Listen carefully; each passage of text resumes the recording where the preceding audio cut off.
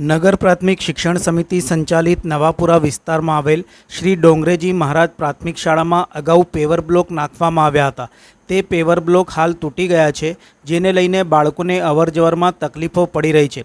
અગાઉ 2019માં ધારાસભ્ય સીમાબેન મોહિલેની ગ્રાન્ટમાંથી શ્રી ડોંગરેજી મહારાજ પ્રાથમિક શાળામાં પેવર બ્લોક નાખવામાં આવ્યા હતા, પરંતુ આજે એ પેવર બ્લોક ઠેર ઠેર ઉખડી ગયેલા કે તૂટી ગયેલા જોવા મળી રહ્યા છે. આ સ્થિતિને જોતા જાગૃત નાગરિક દ્વારા ચિંતા વ્યક્ત કરી હતી કે બાળકોના અવરજવર વખતે કોઈ પડી જાય કે વાગી જાય કે ફ્રેક્ચર પણ કોઈ બાળકને થઈ શકે છે.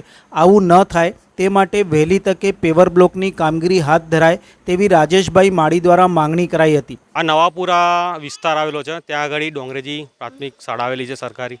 જ્યારે સરકાર શિક્ષણ સમિતિ મોટી વાતો કરતા હોય, અત્યારે તમે જોઈ શકો છો કે એક ટોયલેટ જવાની જગ્યા ઉપર જે પેવર બ્લોકો હટી ગયા છે, જે આવવા જવાના રસ્તા ઉપર પથ્થર હટી ગયા છે. કોઈપણ બાળક વરસાદની અંદર સ્લીપ ખાઈને પડી જશે, ફ્રેક્ચર થશે તો જવાબદારી કોણ લેશે? જ્યારે આપણી શિક્ષણ સમિતિ લાખો કરોડો રૂપિયા ખર્ચતી હોય તો આ બાળકો કમ વંચિત રહી ગયા, કારણ કે તાત્કાલિક ધોરણે આ પથરા જે છે એ પથરાની રિપેરિંગ કરવી જોઈએ, એવી જ મારી માંગ છે. આ સંદર્ભે શાળાના આચાર્ય વિરલકુમાર વ્યાસને પૂછાતા તેમણે જણાવ્યું હતું કે કામગીરીની લેખિત રજૂઆત વોર્ડ કક્ષાએ કરી દેવામાં આવી છે. વોર્ડ ઓફિસર ભીમસિંહ વસાવા તથા તેમની ટીમે સ્થળ મુલાકાત પણ કરી છે. 1-2 દિવસમાં સંપૂર્ણ કામગીરી કરવાની બાંહેધરી પણ તેઓ દ્વારા આપવામાં આવેલ છે. ના, એમાં એવું છે કે અત્યારે એની માટેની કામગીરીની રજૂઆત વોર્ડ કક્ષાએ અમારી થઈ ગઈ છે, લેખિતમાં જ રજૂઆત કરી છે, અને એના માટે વોર્ડ ઓફિસર શ્રી ભીમસિંહભાઈ વસાવા છે અને એની ટીમ અહીંયા રૂબરૂ આવી ગયા છે, અને એ લોકોએ 1-2 દિવસમાં સંપૂર્ણ કામ કરી આપવાની બાંહેધરી પણ આપેલી.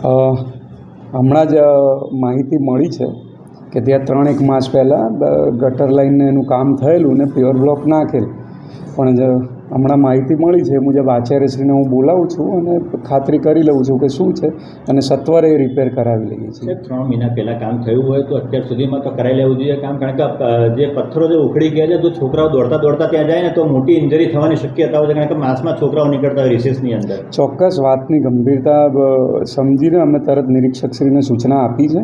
વરસાદી મોસમ છે, વરસાદના કારણે પણ થયું હોઈ શકે, પરંતુ હું આચાર્યશ્રીને બોલાવું છું અને સત્વરે પગલાં લેવડાવું છું.